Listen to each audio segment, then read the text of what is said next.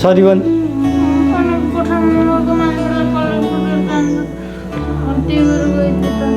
सिद्धार्थ हजुर म चाहिँ होइन रुममा बसिरहेको छु, म रुममा बसिरहेको छु, ऊ चाहिँ छैन, कहाँ गएको छ होइन।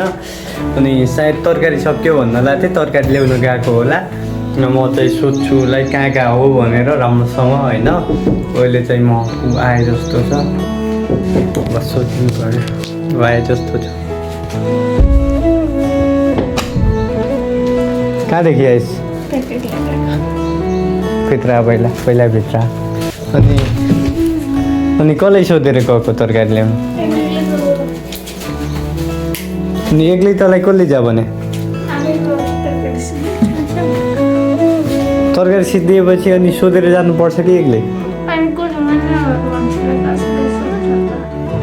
अनि कोठामा नभयो भन्दैमा जहाँ मन लाग्यो त्यहीँ जाने? के ल्याइस् तरकारी? खोइ देखा त, खोइ देखा।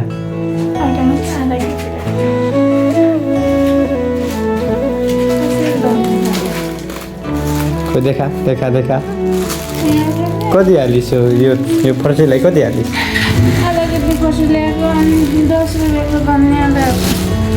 अनि मलाई फर्सी मन पर्दैन भन्ने थाहा थियो कि नै? तँलाई मन परेर हुन्छ, मलाई मन पर्नु परेन। कसलाई सोधेर ल्याएको? आफै नसोधेर जान्छ कोही?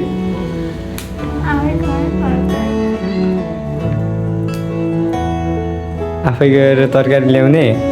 मलाई सोध्नुपर्छ कि नै? घरको ठुलो मान्छेलाई सोध्नुपर्छ कि नै केही काम गर्नुभन्दा अगाडि? सोध्नु परेन?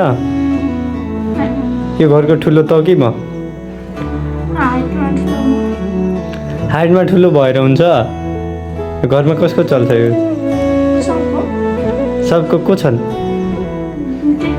भनेरको मान्ने है, त्यहाँ भनेको नमानेपछि अहिले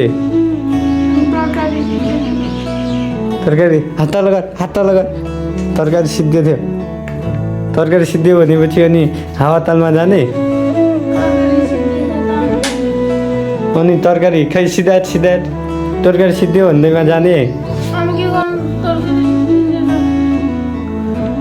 सोधेर जानुपर्छ कि नै?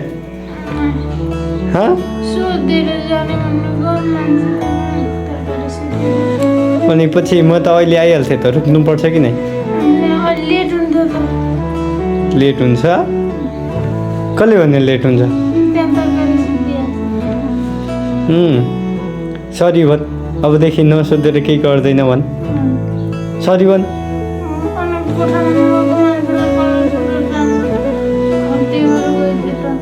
सिद्धार्थ सरी भन्, अबदेखि जाँदैन भन्। अबदेखि जाँदैन भन्। तरकारी सिद्धियो भने मलाई भन्ने, जान्न सरी भन्। हेर त यो सिरियसली भएको। मैले त त्यत्तिकै ब्लग पो बनाएको त, भिडियो पो बनाएको त।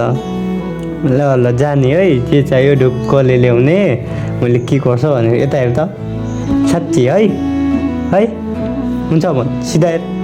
हाँस